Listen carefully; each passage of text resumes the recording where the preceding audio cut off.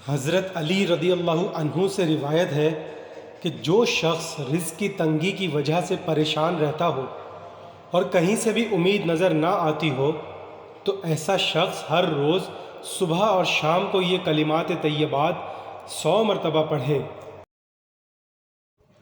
اکثر لوگ جب معاشی طور سے پریشان ہوتے ہیں تو بجائے صبر کرنے کے شکوہ کرنے لگتے ہیں۔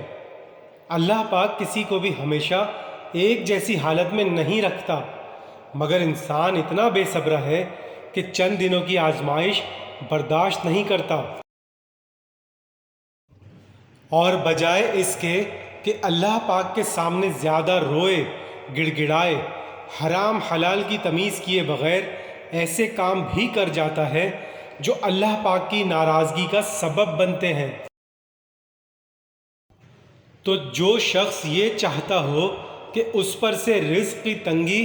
دور ہو جائے اور دولت کی فراوانی ہو جائے، وہ حلال رزق کی طلب کی نیت سے صبح شام 100 مرتبہ یہ کلمات کہے: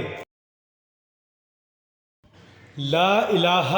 الا اللہ الملک الحق المبین، لا الہ الا اللہ الملک الحق المبین،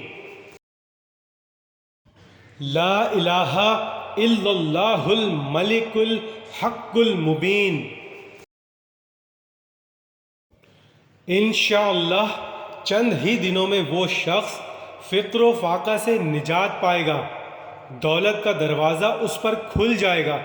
مگر یاد رکھیں فرائض کی ادائیگی میں ہرگز کوتاہی نہ ہو۔